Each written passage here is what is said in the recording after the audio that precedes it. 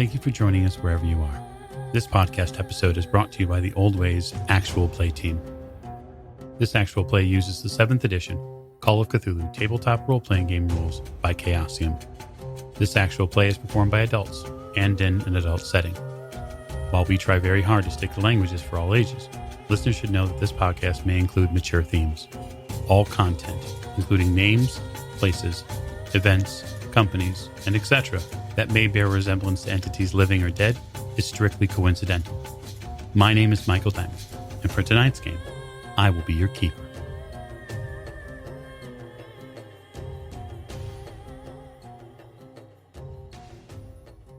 Thank you for joining us again in another episode of the Old Ways podcast. I'm your keeper, Keeper Michael, and we return to Masks of Nyarlathotep in the Egypt chapter. So tonight, we're going to get straight to introductions because we have a whole lot of things to get to. I'm going to begin introductions to my right. This is Tiffany, and I play Meave O'Shea, and people need to quit poking the bear. It's the best part of the show. Anyway, to Miss O'Shea's right. This is Morgan. I play Lillian Lane, and the doctor and I are going to do something. We're gonna go shopping. You're stepping out on the town, as it were. We are. At the end of the table. This is Jake, and I'm playing Jack Doyle, and I'm very suspicious of you two now. That's fair. That's a reasonable suspicion to have, sir. To Jack's right. This is Lonnie, and I am playing Adelzar. What have I gotten myself into this time? That's an excellent question, sir. To Awdel's right. Hi, this is James. I'll be playing Dr. Sigmund Tachtenbach. And you can tell by the way I walk. I'm a doctor man. No time to talk. Very good. And last but most certainly not least. This is Alex. I'll be playing Samuel, and I'm just wondering if Awdel's size 50 or not. Wow. Wait, what was that? Nothing. Moving on. It's a question. The answer is no. So we begin our story just after midday in Cairo as one Dr. Sigmund Tottenbach and one Miss Lillian Lane are having a walk in Cairo. Any specific direction? Or are you just taking a stroll in the super hot Egyptian sun? Well, I hadn't really gotten that far yet. I just kind of wanted to get out of the house we were staying in because, well, I'm walking with the doctor. Right. Guide us to a nearby marketplace, not too far from our place, from our home. Likely many of them. Yeah. I'm going to chat with the doctor as we're walking. I really needed to get out of that house. There was just, you could feel the... Confrontation makes you uncomfortable, yeah?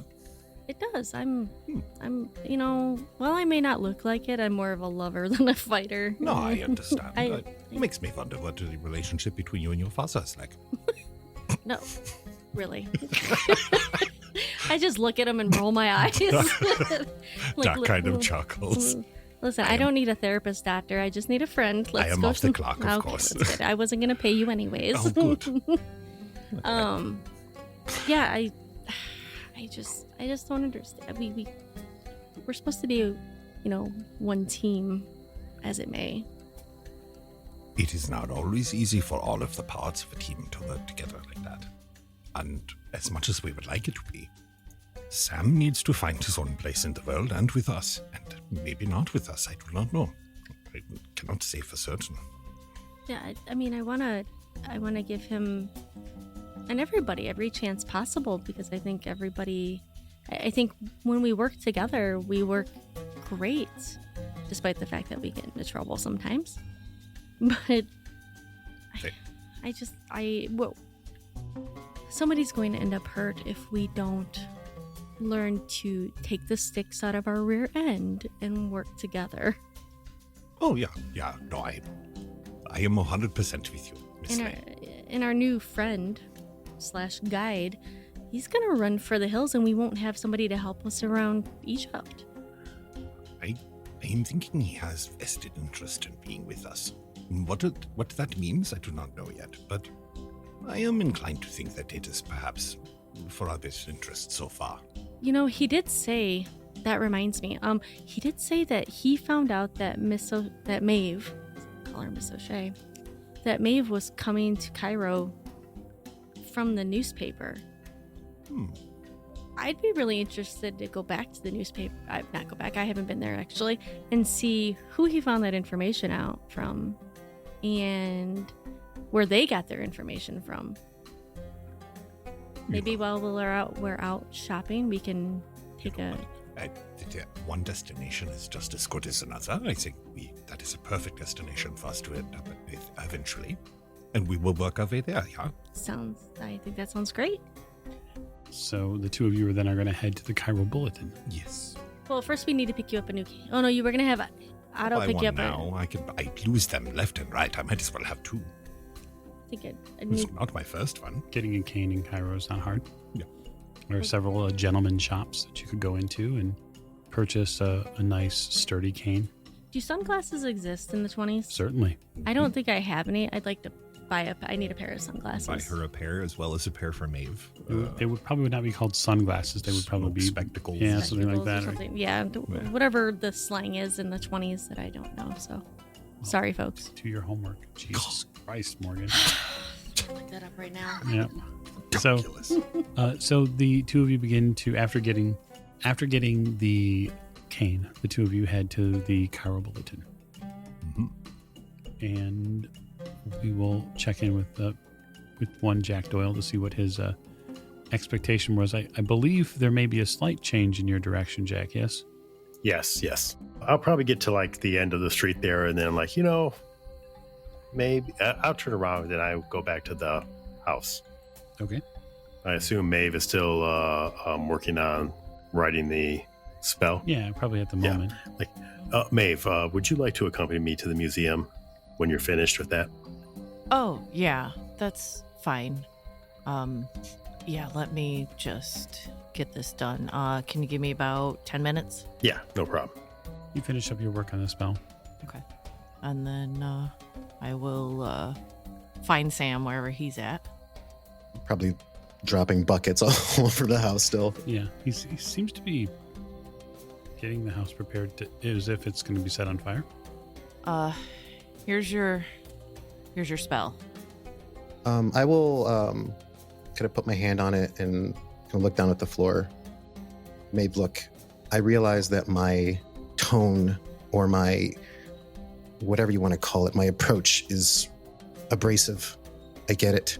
I would be lying if I were to tell you that I'm not afraid or that I'm uncertain as to how to handle these situations that we continue to get ourselves into. But I need you to know that I'm in this for the long haul, whatever that means. Well, I have made that same very pact with somebody. I'm here till the end.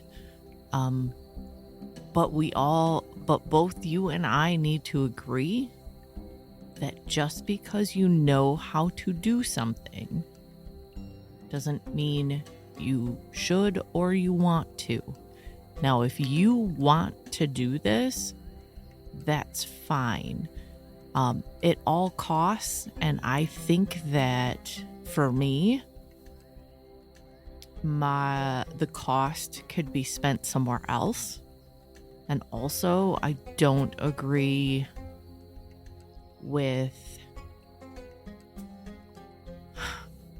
I'm not okay with just killing. And you may disagree with that, but you've got to understand that that's just not the way it is. Now, if I need to, I will, and I have. But I am not going to sacrifice just for a spell. But if this makes you feel better, that's you, and that's your conscience. Okay? It's not a problem. Okay. Thank you, Maeve. I'm going to the museum with Jack. Where's Awdel? I probably get real narrow-eyed. He disappeared. I don't know where he went. Okay. And I will go downstairs. Certainly. To Jack. Let's go. Okay. The two of you head to the Cairo Museum. It is a staggering storehouse of Egyptian antiquities. It's not far from the Nile, and it has a prominent ochre dome. It serves as a massive historical landmark to the people of Egypt. It has, at one point, been a palace. It has a ever-growing collection, and it seems to be open till about 4:30 p.m. Well, I would have talked to Jack on the way there. So, just so you know, Sam got real upset that we weren't... he was upset that Najir was murdered, and then the people that we went to see, the lady died, and he thinks that we left the sun vulnerable to be attacked again. And then got upset that I know how to make weapons that can hurt some of these things. However, those weapons take a sacrifice to make, and they take a cost, a hefty cost. And I just think that that the cost should be spent somewhere else. And that's why I've never said anything or made any for any of you. No, I understand what you're saying. There's a price to be paid for anything like that. Yeah, I'm not intentionally hiding that I know how to do it. I'm not willing to do it. If that makes sense. That's fair. So Sam is going to try to do this, right? Yes. What is the worst case scenario of him doing this? It can be anything, but it can be very dangerous and cost way more than you were intending. Well, if he's going to try to do this, I'm going to have to be there when he does it, just so that somebody is there in case it goes wrong. That's fair. I don't want to ask anyone else to do it. I'll take care of it. I don't want to get sucked into the spell if something happens. Right, and I think it would be particularly dangerous for you to be there. Mm-hmm. But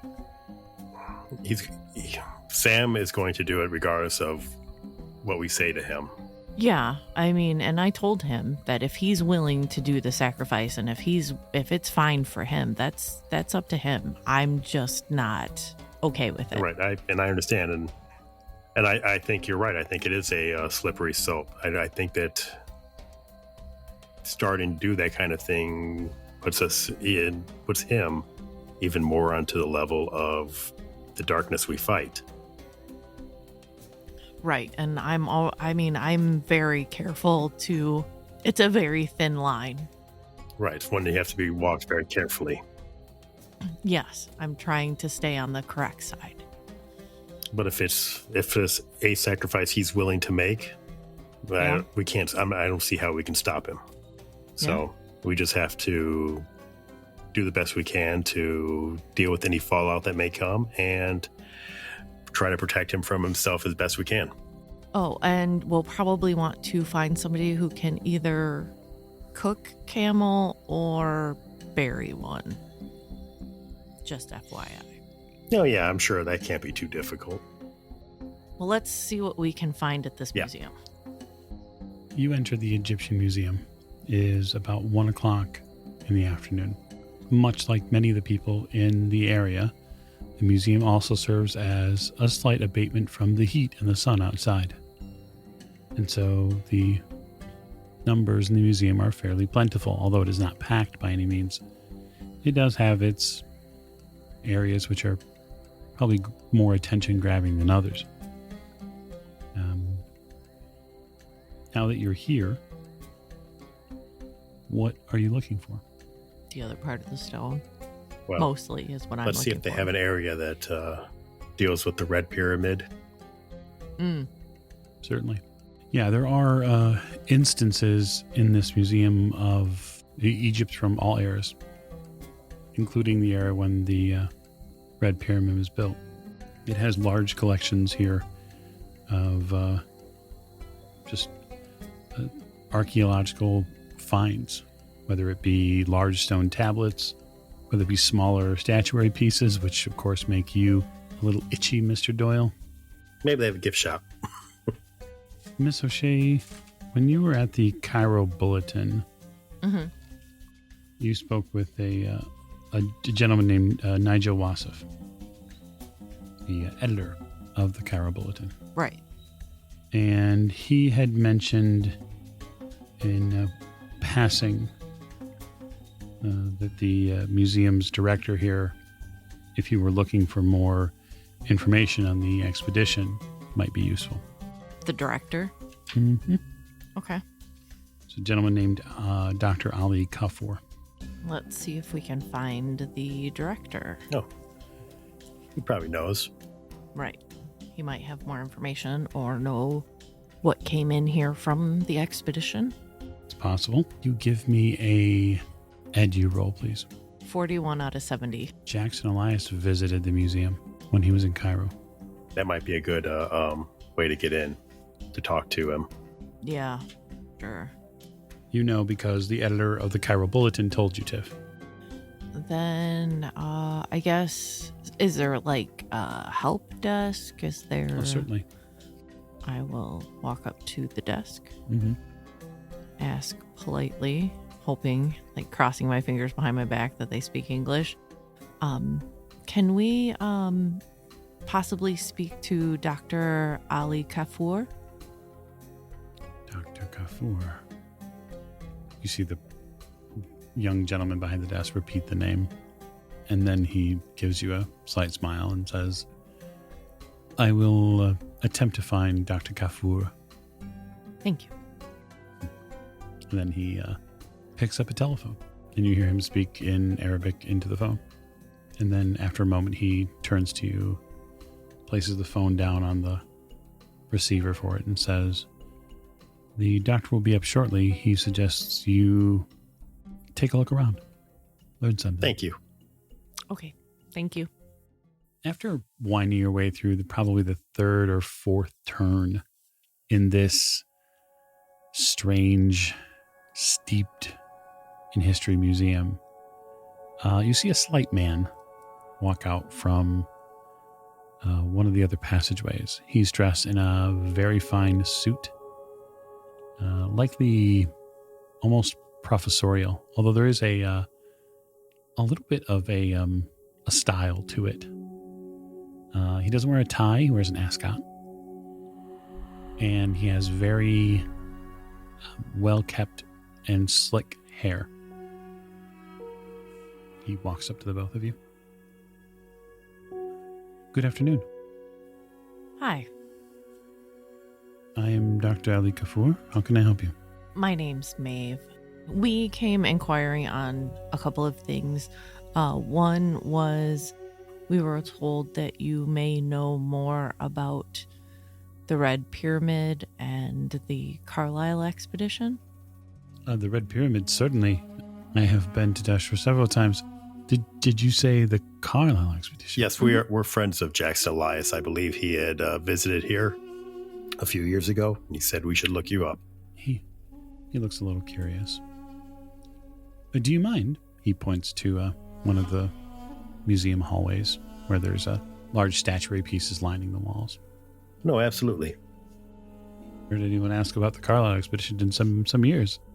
Well, it's been several years. And I find it fascinating that that you would ask after Jackson Elias. I remember him quite distinctly. Oh, really? Yes. Yes. A terribly nervous and a driven man. Yes. We hate to be the bearer of bad news, but Mr. Elias has passed on. Oh, that's terrible. Yes, that's part of the reasons we're here. We're trying to tie up some of his loose ends. Yes, I remember. He wanted to know everything that I could tell him about Carlisle's expedition here to Egypt. Well, he didn't seem okay when he came home, so we just want to see what he was looking into. Oh, yes. I remember when he was here, he was, I must admit, he was looking over his shoulder quite a bit. I always felt like there was something pressing, something he had to do. We had a meeting, he and I. Mm-hmm. We did speak. I answered several of his questions as best I could at the time. And then I must confess, Mr. Elias had many more questions than I had time to answer at the moment. And so I requested if he could reschedule, if we could find another time where it might be easier for him to get the rest of his answers, you understand. Mm-hmm. And the man did not show up. Well, I'm not surprised he became obsessed with the idea of being tracked by some groups, brotherhoods, if you will. Brotherhoods. Yes. That's what he called them. I mean, I don't know. I mean, I guess we want closure on what happened to him. Well, if he was tracking the Carlisle expedition, he takes a turn to the right down a shorter hallway, and you see that there's a couple of other statuary pieces here, and it ends kind of at a what looks like almost like an archway piece that would go in maybe under one of the pyramids. Mm-hmm. And it's just a kind of an ending room here. It's probably no more than, say, 30 or so feet long, maybe 40 or so feet wide, 30 or so feet long. It's a little smaller end to the museum. Is he in front of us? Yeah, he's walking okay. towards it. He continues walking down kind of towards the statuary pieces and gets to the end and then turns to face the back of the room, right? He keeps a bit of his body towards the route you guys came in. I'm not going to be so close. Like, I'm going to start slowing down once I see the end to the, to Sure. the room. He lowers his voice. Mike, can I get a psychology? Is he trying to shield the discussion from anybody else that might be You listening? can give me a psychology roll, sure, Jack. Or it's a trap. It's a trap. 67 You over could 67. spend luck, Jack. No, I'm not going to spend luck. I'm just going to guess. You have all that luck. What Hey, the look, fuck? I'm saving it. All right, fine. I'll spend 10 luck. Okay. Mark that You down, happy? everyone. So, Jack, you think that your first impression is right. It looks like what he's trying to do is take you into a room where he can speak and see who is in the room at all times. Okay. You're not so sure of him, Tiff. You Yeah. No. haven't really I'm still like lined him up. it's a trap. This is a trap. We're all gonna die. I believe that if you are looking into the same things that Mr. Elias was looking into, including the Carlisle expedition, I believe that you are on a very dangerous path. Oh, we most certainly are on a dangerous path. Then might I suggest, should you continue on this path looking after, say, your aforementioned suggestion of a brotherhood, that you be very careful around such people. We've had dealings with some of them before. I see. Tell me, are either of you thirsty? Yes, we can go for a drink. Let's go to my office. Off the floor. He winds you back, provided you're willing, through a portion of the museum until you exit into what is a staff area. And you head into his office. And he quietly closes the door. His office is fairly well appointed, although it's not ostentatious by any means. He has a nice chair. It seems fairly sturdy and worn. He has bookshelves here, obviously. He has certain small statuary pieces. He has like a large magnifying glass, it looks like. And he sits down on the other side of his desks and gestures to a couple of chairs here.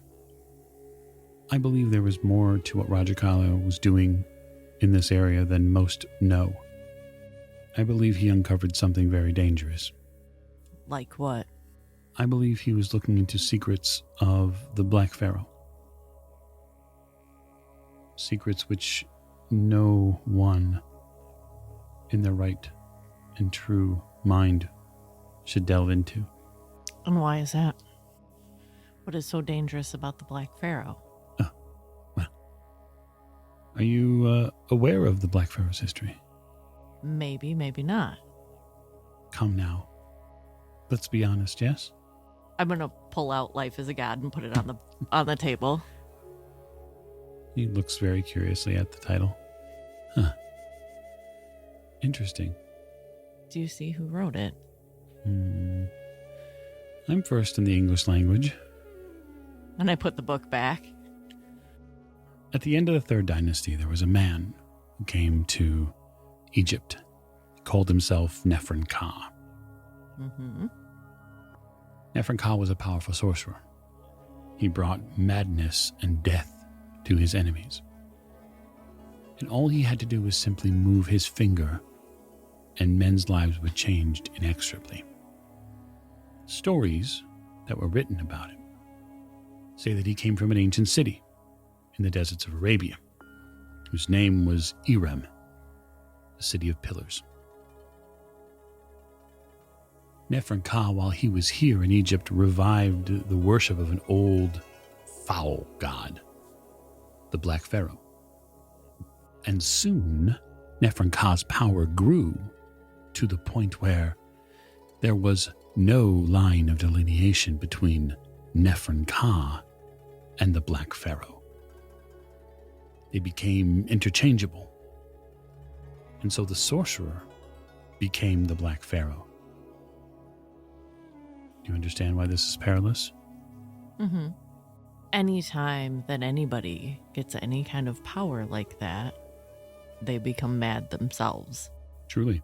So you think that the Carlisle expedition uncovered something from Neferka or from the Black Pharaoh himself? I believe they uncovered a secret pertaining to the Black Pharaoh, and that the discovery somehow led to their slaughter in Kenya. One of their group, Sir Aubrey Penhew, had long studied the Black Pharaoh, and we had discussed the topic at length several times. Sir Aubrey was a man who came to Cairo often as an Egyptologist. It was strange. There were days when we would meet and we would discuss Egypt's history, when we would play chess or drink tea. And the last time he came to Egypt, he refused to see me. In fact, he refused to even see me when I came to Dashur myself, where they were digging. He was strangely aloof. How long had they been digging there before he decided, or when he decided he wasn't going to see you anymore? What I mean by this, madam, is that Aubrey had came here before he came with Carlisle. Right. The time that he came with Carlisle is when he refused to see you. That's correct. We believe that several members of that were under the sway of an individual close to this brotherhood. Well, the Brotherhood of the Black Pharaoh is a dangerous group, far more dangerous than most know. But some do. Indeed. I would say some here, yes? Mm-hmm.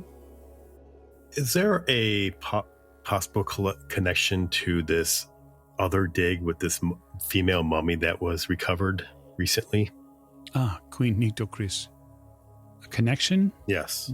Perhaps. You need a bit of a history lesson, unfortunately. I can only sum up a few things without going too deep. There was a pyramid. This the bent pyramid? Yes, but we'll get to that.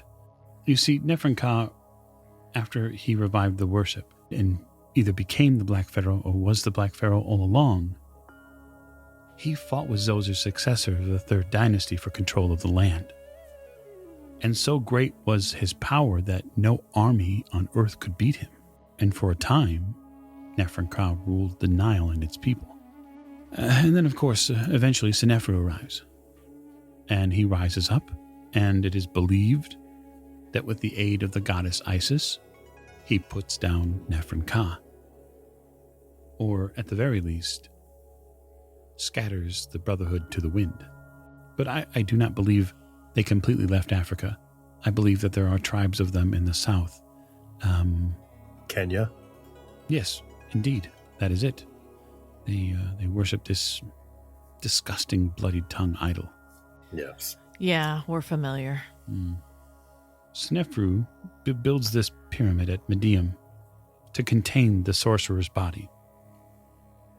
I speculate that this perhaps insulated Egypt from that still potent magic within the corpse. But remember, Medium collapsed. Yes? Yes. Was not finished. Mm-hmm. The second pyramid is now known as the Bent Pyramid at Darshur. Our records here imply that Nefrenka's corpse was removed from Medium and placed within the Bent Pyramid, but exploration has discovered no trace of it, despite rumors of there being some secret chamber.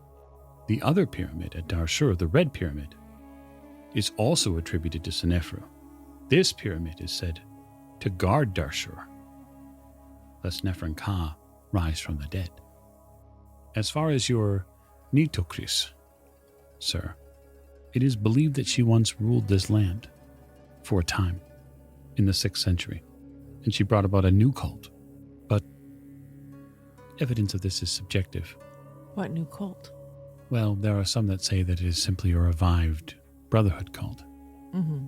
But there are others who believe that perhaps it was something not aligned with the Black Pharaoh at all. Well, we have some reason to believe that her body was stolen by the Brotherhood. Oh, you speak of the Clive expedition, the loss of the mummy? Mm-hmm. Yes. Yes. Yes. Yes, the unidentified mummy stolen from them at Giza was undoubtedly her remains, I believe. She'd been buried alive, but no trace of her was found until this Clive expedition showed up and uncovered a secret tomb inside the smallest of the pyramids. I have no idea how she was stolen. I mean, mummies are not, especially those in their sarcophagi, are not light. It would take a team of people to lift one. If I draw you a part of a stone, could you tell me if maybe you have the other part of it? Do you have anything from the Red Pyramid? Certainly. But draw me what? And I'll draw out the stone, the design on the stone. Fascinating. Because you said the Red Pyramid, correct, was the one that was said to protect? Yes. That is the belief. Where did you see this imagery at?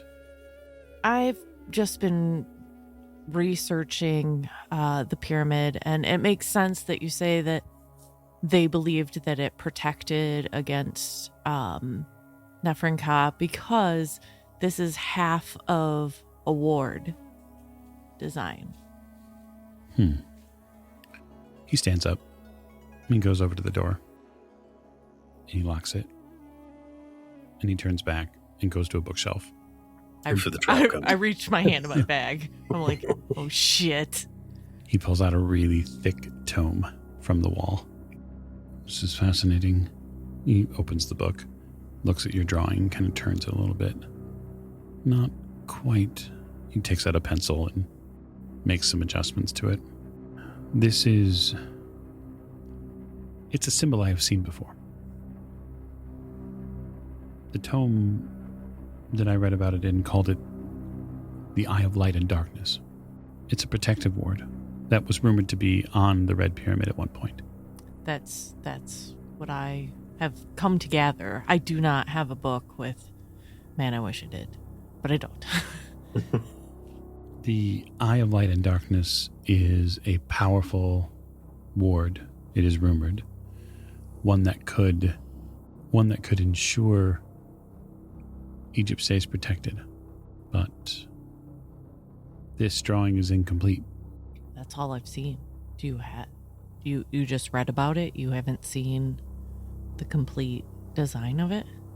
It depends on how honest you are willing to be with me. I look at Jack. What kind of look am I getting? I give you the go-ahead. Okay. We have a piece of it. Truly. It is possible that with study and proper time that one could potentially remake it. There may be a book It may exist here, somewhere, protected, which may show the instructions on how to rebuild it, if one was willing. One would be willing. It would take a very serious student, and it is not something that you would be able to view alone. That would be okay. I just have one question. I understand that this information comes down through oral and whatnot history. How do we know that that's what that stone does? Jack, I know that's what that stone does. Well, I want to make sure that we know, because I don't want to be investing time and effort into something that is not just useless, but also could be counterproductive. We do not know each other. You said his name is Jack? Jack, yes? Yes. Yeah, Mr. Doyle, Jack Doyle. Nice. Mr. Doyle, I can tell you that the Brotherhood is very powerful here, and there is a reason why I do not speak of them on the floor of my museum, because they have eyes and ears everywhere. Yes, we've seen what happens when they find out that somebody's been loose of tongue. Yes, they are relentless. They are Ruthless. and willing to kill at a moment's notice. Yes, they are. Now, I will tell you that from the tomes that I have read, it is possible, provided you are willing to make the sacrifices necessary, to guard Egypt again. You see, I believe that this stone piece, this ward, I believe it was ripped apart by the Carlisle expedition. I agree. I think they purposely did it. They are long dead, but their damage continues to echo today. Mm-hmm. And so, if we are willing to consider the cost of such a spell, Mm-hmm. we could create a complete eye again. I tilt my head and I go, we? Certainly I have a vested interest in the security of Egypt. Good. I am a scholar. I am not someone who can lift a finger in combat. But you do believe that this will work. Certainly. Good. Certainly. I mean, if I didn't, we would not be having this conversation. Agreed. But the cost is high. Most things that are powerful and are to your benefit, good or bad, always have a high cost. But maybe if we help each other, the cost wouldn't be as high to one person. Perhaps. But there is more going on in Egypt than just the eye. The Brotherhood is here and active, far more than they have been in the past. I agree, and that is something we are also looking to rid, but if we can put even just a stopper on their power, we have a chance. Certainly a chance, but they are well funded and their numbers are not known. Their numbers don't need to be known. We know who is the target.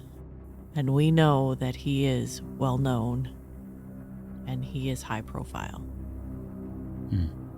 Well, if you are willing to study, I am willing to assist you, but it cannot take place while the sun is up.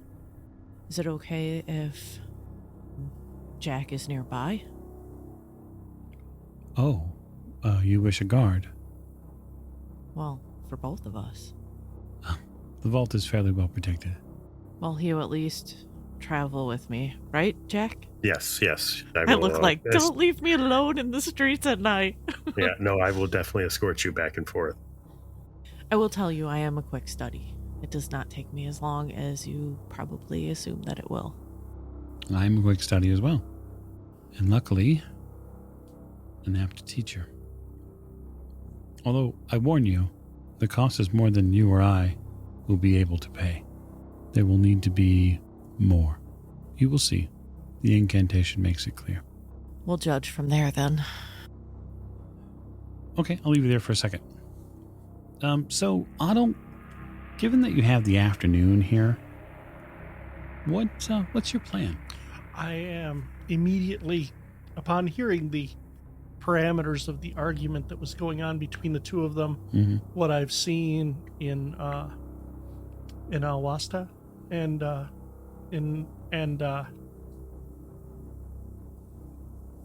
knowing what I know now, I immediately go back to my room. I remove my robes and all of my official looking gear. Sure.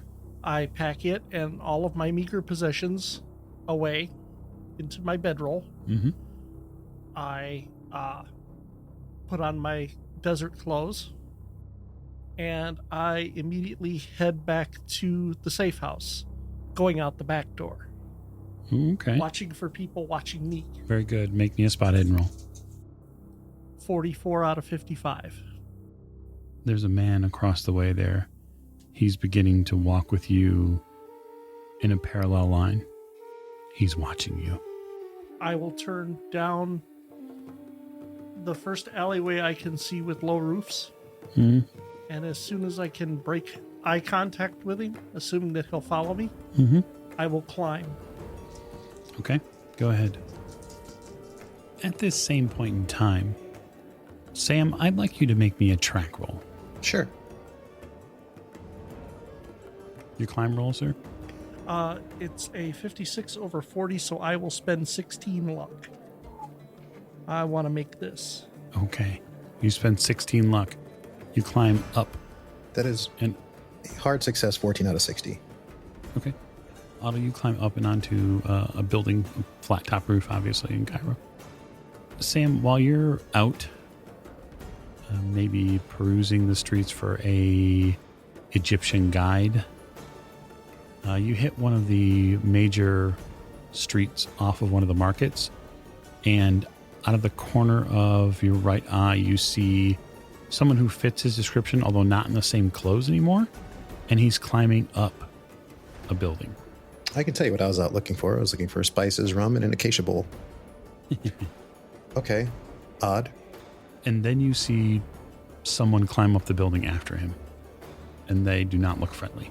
So I will take 2 beats. One, to watch the street and see if that person is alone.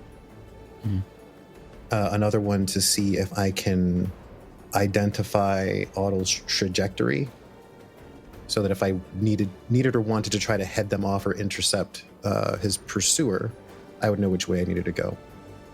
Okay. So the answer to the first question is, it is more than one. It's 3.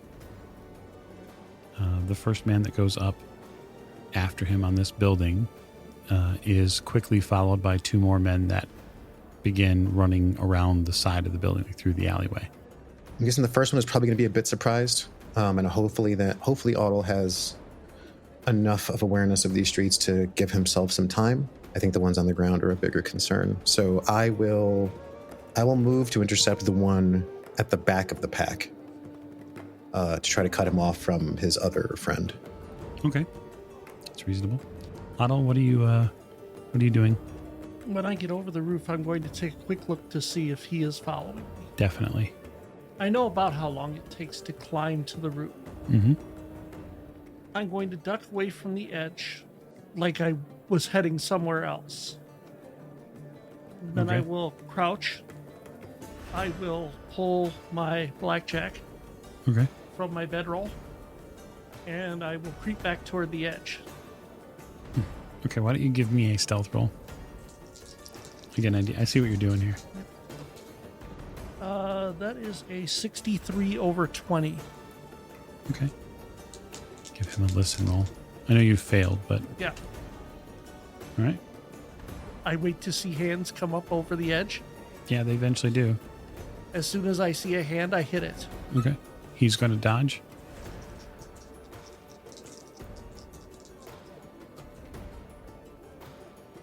My brawl is a 14 under 45. Okay.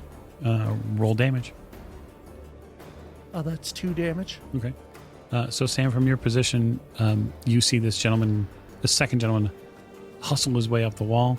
He gets his hands over out the lip of the building there, and then immediately retracts one, and you hear him basically cry out. I'll smirk. On his action, he's going to continue to get to the top of the building. So he'll finish his climb with his hand still ringing with pain, and he'll draw a very curved blade when he gets up to the top. Is that the first one or the second one that's up there? That's the first one. Okay. The second one and the third one that are in line are heading around the other side of the building on foot on the ground. Okay. I'm going to try to get around and behind the third one. Okay. And waylay him with I'll use the pommel of my knife. Okay, that's reasonable. So... Wait, sneaky snake. Yep. That is a extreme success on stealth, 17 out of 91. Very good. Okay, so you are at advantage for the strike. Well, yeah, then I'll take the hard success, 24 to 78, Very good. to bonk him about the head and shoulders. Since he's surprised, he won't be able to see you coming. So go ahead and roll damage. Okay, that is a 4. Okay, bonk. You bonk him. Any benefits on surprising? Is he down or out? Or I don't know how hard it is to knock people out in this game. I've never tried. Knockout blows are something very specific. There's actually a rule for it in the core book for knockout blow. Okay, that's what I'd like to do. I don't know if that matters, but I mean, because otherwise I would just stab him. But I'm trying not to leave a bunch of bodies in the street. Right, because you don't kill people. I didn't say that. I just don't want him to scream. All right, Just don't rob him and you'll be fine. All right, mate, I'm going to make a con roll for him then. Okay. Could you do more than 1 damage? Okay. All right. Yeah, you knock him out. Then I will continue forward. I will pick up speed and try to get to the one in front of him. First, Awdel, back on the roof. You are beset upon by death itself in the form of a man who you firmly believe is a member of the Brotherhood, now wielding a knife and prepared to kill you. Well, there's not much to do other than try and at least disable him before Certainly. that happens. Going to swing at him with your blackjack? Sure. All right. He's going to fight back. And you can't spend luck on combat rolls. I keep remembering that. You can spend luck on combat rolls. You can't spend luck on... Yeah, it's sanity, luck rolls, and technically damage rolls. You can't spend luck. I will spend 5 to make it a 45 under 45. Fantastic. Roll damage. We're just going to bleed you out of all your luck. Sorry. That's fine. That's what it's there for. That's right. 7. Ooh. Bonk. Wow. Remember to always keep 30 luck, though. Too late. So he ring him upside the head, and he wavers quite a bit. He's not completely out, but you can tell that the hit definitely rung his bell pretty soundly. He is still going to attempt to swing on you, though. Mm-hmm. You are allowed to fight back. Or dodge. I will fight back. Yeah, that. 42 over 35. Okay, so your fight back fails, but his swing goes wild. The blow to the head probably has done something to him permanently. Concussions. Those piano lessons are right out the window. Yep. Sam? So does it look like the one that I'm chasing is trying to find a way up? Yes. Okay. It actually looks like he's trying to basically go around this building to the front of it to wait for Czar to leap down or to figure out what building they're going next to. Okay. Then I will, if he's running full tilt, do I think I'm faster than he is? It depends. Would you like to make a con roll and enter a chase with him? Well, I'm hoping I can overtake him because I want to tackle him. Certainly. No, so that's a con roll. What's your movement rate? 9? Okay, roll Yeah. con. That is a hard success, 2265. Okay, you got a success as well. Is But is it hard? actually it's an extreme. It's an 8. He rolled. Damn. So he's gonna move up 1, and So does that he make him will- faster or match me? no, it matches you now because you're a 9. Okay. He's a 9 now too. Okay. His dex. What's your dex? 75. Okay, so his dex is lower than yours, so you'll go first, but you both move at the same threshold. Okay. How far away is he at this point? He's 1 distance point away from you, so you can move and like enter the same area as him and be able to act on him if you want. So I will basically full bore charge into him, and I'm going to try to drive him into the wall or into something that we're weaving between if we're like running through the street or what have you. Sure. So Okay. I'm going to use his speed and my speed and just kind of have my way with him. Go for it. Fighting and brawl. How does an extreme success 4 out of 78 do? Well, he's not surprised. You can't charge at somebody full bore and do it in stealth. Oh no. But he fails his fighting back roll, and so that is all you. So if it's an extreme, you're looking to tackle. I was trying to drive him into the wall, so if I bonk his head off of something, so be it. Yeah, I'll just bonk his head off something. It's fine. He's fine. He'll get up from that, right? Maybe, maybe not. He wasn't using that brain case anyways. Right. Exactly. Now you're thinking, right? Now you're thinking. He wasn't using that brain anyway. So I don't know what the damage is on a on a full face charge into blunt object. I'm gonna say, why don't you just roll me a d6 plus your strength bonus, or plus your d6 Sure. plus damage bonus. Seems reasonable. I will take that 6. Okay. Yeah, you tackle him into a wall.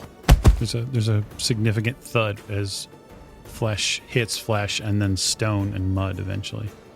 It's a nice healthy smack. The both of you are down technically, although you have the high ground, as it were. Right, he's on his stomach, right? Yeah, pretty much. Okay. So I'll get back to you in a second. Yep, sure. Zarb, this gentleman is not stopping. He's bloodthirsty, and he's even in his delirium ready to attack you again. That's fine. You're going to press the attack then. 3 out of 45. Get him. Yeah, I mean he can't seem to win a fight back roll to save his life. So roll damage. 7 again. You bludgeon the man to death.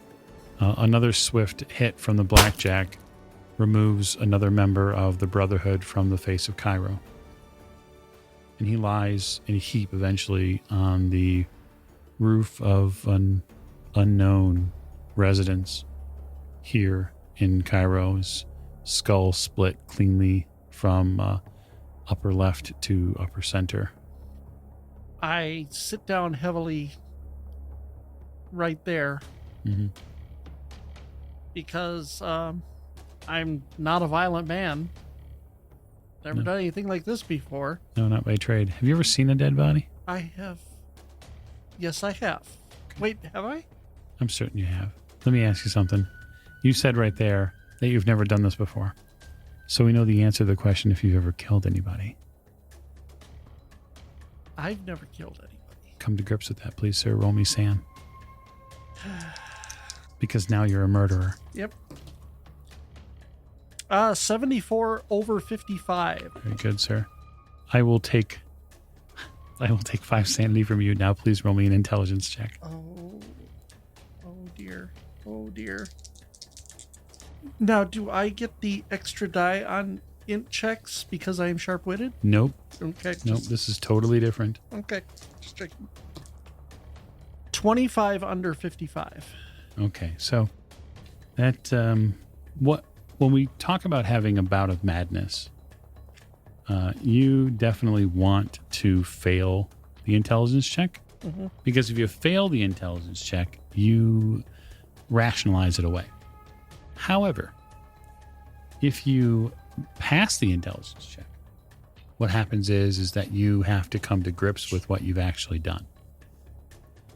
And to do so puts you into a state of madness. And you will now have a bout. You are lucky in one regard, and one regard alone. That he's not alone. That's correct. Because Sam is close enough to you right now that the bout is in minutes and not hours. So you have that as a saving grace, as it were. All right, Lonnie. Roll me a d10. 1, Okay. Roll me another d10. 7.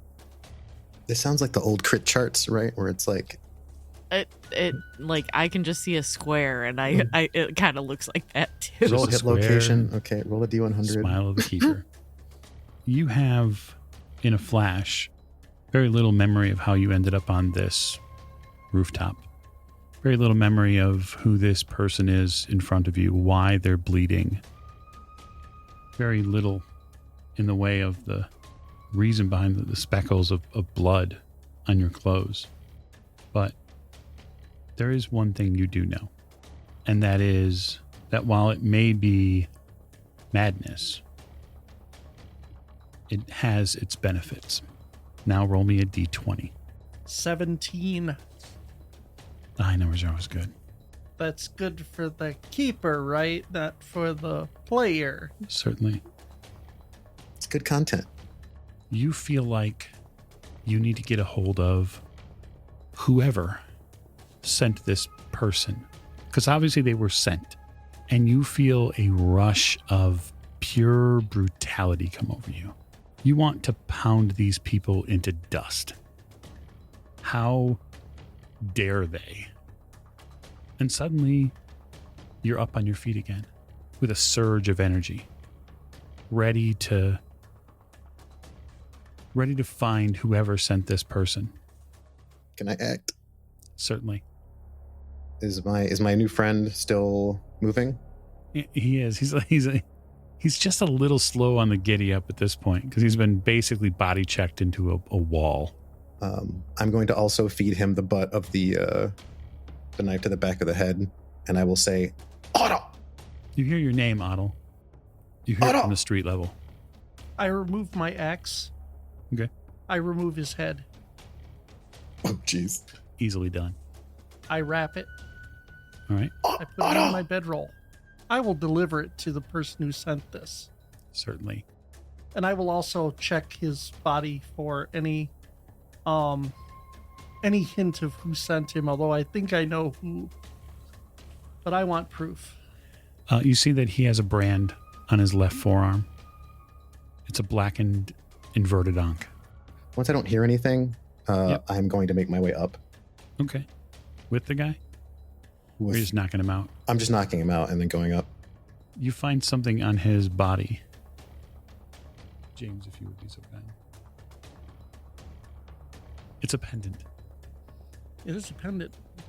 It has hieroglyphics on it. It does. Am I able to read this cartouche? Do you read ancient Egyptian hieroglyphics? I have archaeology. Not in About a Madness, you don't. Hmm.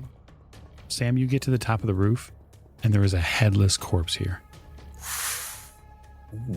And your guide compatriot's hands are steeped in dark red blood. And he seems to be carrying a bedroll, and it's a little lumpy. He also has an axe in his hand. And all manner of sense has left his eyes. He's seething. So I'm going to go ahead and make the assumption that, like, he's not in his right mind. But you know what? He probably deserves this opportunity to embrace whatever he's dealing with right now. So it looks like he won. Like, that's what I'm seeing here. Okay. He definitely won. There's 2 more on the street that are down. You need to go. Cover your hands. Get back to the house. Do you hear me? Awdel. I will shake him. I will put my hand on his axe and shake him and his axe. Awdel, listen to me. Do I wake up? Well, you don't wake up per se, but you do come a little to, and you see that one of your clients is shaking you, and oh my God, you're covered in blood. Awdel, snap out of it. I'll slap him. You get smacked I in the slap him face. again. Oh wow. Okay, Wake up. okay. Here. You're not injured, are you? Hello, look at me. Grab him by the face. Get real close. No, I'm not injured. Put your axe away. Whatever that is. Take this. I will take, I guess, a towel a shirt out of my bag. Wipe off your hands. And get to the house. Yeah, your hands are really bloody. Yeah. I'm probably gonna break again when I get to the safe house. Probably. But you take. Are you taking the head with you? Yes. I will catch up I with will you deliver. momentarily. Okay. Um, Sam, what are you doing with the body, the headless body that's up here? I can't do anything with it. I mean, it's at this point, it's opened up all over this roof. So Yeah. Definitely. Problem is, now that I understand the scope of this, I have to get back down to the street, and I have to silence the other two as well. So I will hop down, and the first one will get summarily dispatched with a single blow to the back of the head, Okay. and so will the other one. Certainly. Given the darkness of the alley, even and this mid-afternoon hour, you make quick work of it. It's regrettable work, but it's work that has to be done. They don't carry much on them other than really robes and knives, although each one does carry a symbol on their left arm, an inverted ankh that seems to be branded into their skin. And they carry a necklace, a cartouche necklace, that you're not familiar with. Well, considering I don't know that Awdel took one, I'll take one of them. Sure. Because someone's going to know what's going on. There really is nothing I can do about that body. And that's why I think it's the perfect time to end right there. You're headed back to the safe house, yes? Yeah, I break and do a run after kind of cleaning off my knife, and I get into the street and try to catch up with Awdel. Wonderful. The Cairo streets are already bloody. So thank you so much for joining us for this episode of Masks of Nyarlathotep. We can't wait to see what happens next week.